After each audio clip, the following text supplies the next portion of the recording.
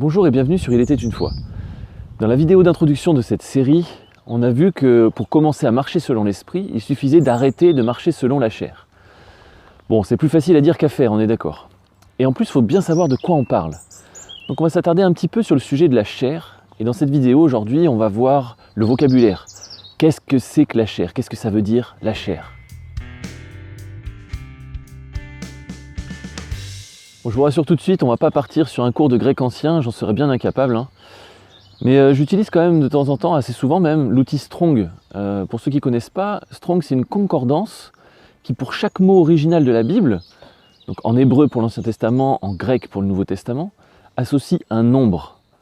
Donc même si on n'y connaît rien en langue biblique, en langage biblique, les langues d'écriture de la Bible, on peut quand même s'y retrouver assez facilement avec cet outil-là.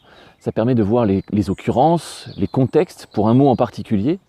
Et ça permet aussi des fois de s'affranchir de certaines libertés de traduction qui ne nous rendent pas toujours service.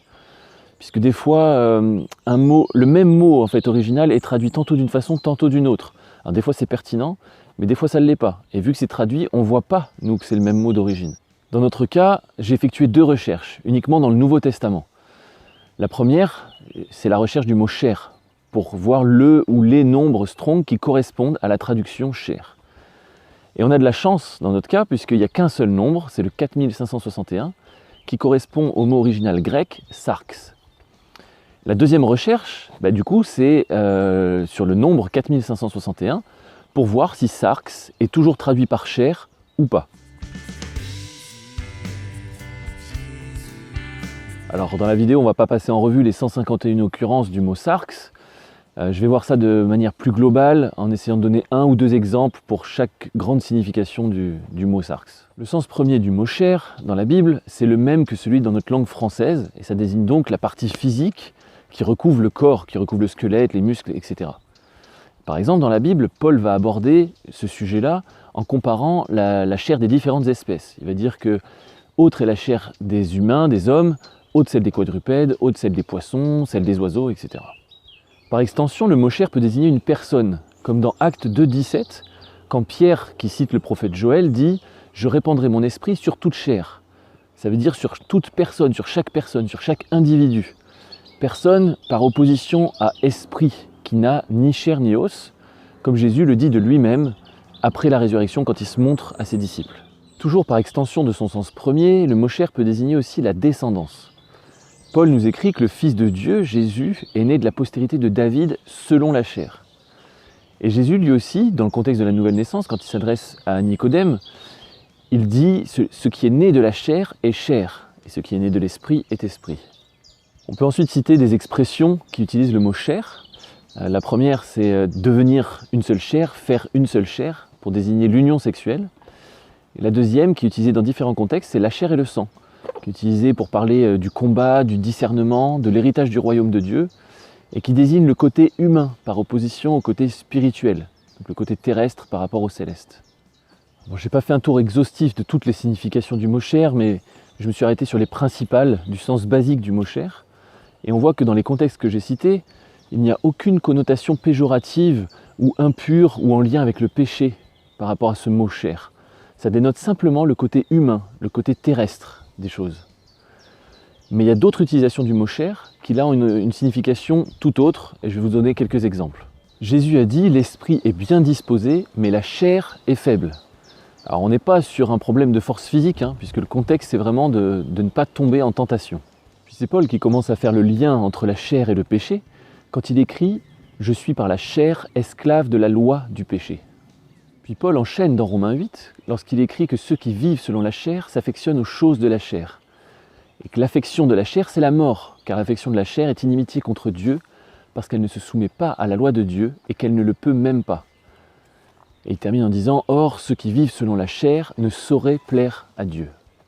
Le sujet est encore très présent sous la plume de l'apôtre Paul dans l'épître aux Galates, puisqu'il déclare que c'est être complètement dépourvu de sens de commencer par l'esprit et finir par la chair. Puis il dit que les désirs de la chair sont contraires à ceux de l'esprit. Et il dit que celui qui sème pour sa chair moissonnera de la chair la corruption. Donc là, dans ces occurrences-là, on voit très clairement le côté péjoratif de ce mot sarx. Et on voit aussi le contraste, voire l'opposition entre ce qui est appelé la chair et Dieu, ou l'esprit. On a donc pour un même mot, sarx en grec et chair en français, deux significations bien distinctes. La première désigne le côté humain dans sa nature extérieure, un individu, une personne, le corps, la descendance, et l'autre désigne le côté humain dans sa nature intérieure déchue, l'indépendance vis-à-vis de Dieu, les penchants naturels qui sont contraires à Dieu, une vie de péché, l'égocentrisme, etc. Il faut bien faire la différence entre les deux. Pour nous aider à bien différencier les deux, on peut s'aider de ce que dit Paul aux Corinthiens lorsqu'il écrit « Si nous marchons dans la chair, nous ne combattons pas selon la chair ».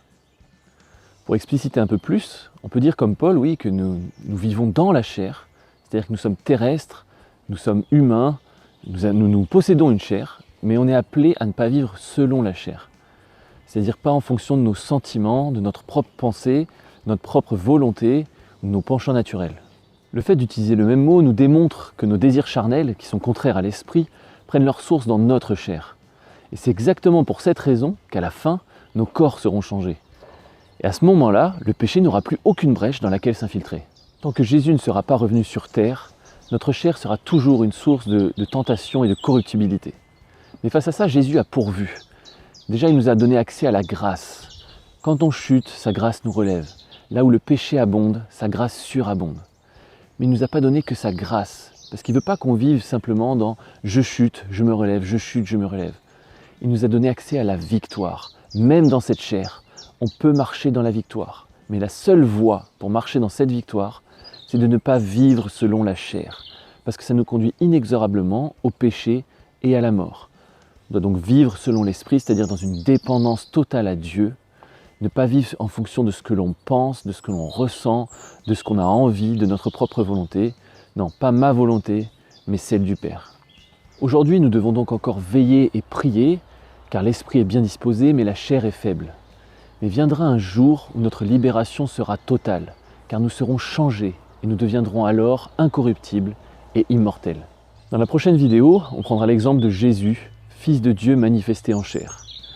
Mais avant de nous quitter, j'avais envie de lire un passage de 1 Corinthiens 15 qui est tellement clair et tellement puissant. Alors je vous laisse avec ce texte et moi je vous dis à bientôt sur Il était une fois.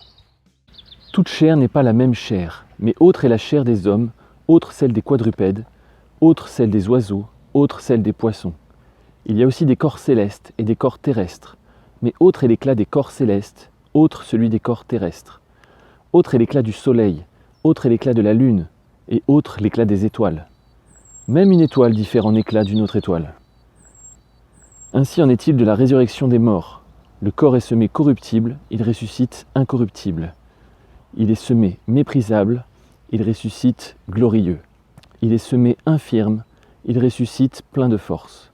Il est semé corps animal, il ressuscite corps spirituel. S'il y a un corps animal, il y a aussi un corps spirituel. C'est pourquoi il est écrit « Le premier homme, Adam, devint une âme vivante. Le dernier Adam est devenu un esprit vivifiant. » Mais ce qui est spirituel n'est pas le premier, c'est ce qui est animal.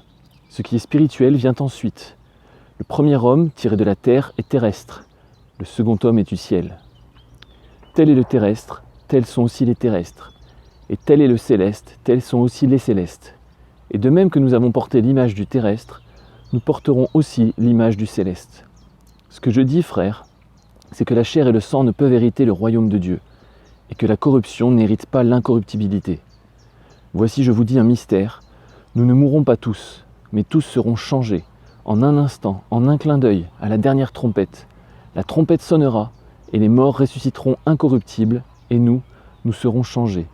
Car il faut que ce corps corruptible revête l'incorruptibilité, et que ce corps mortel revête l'immortalité.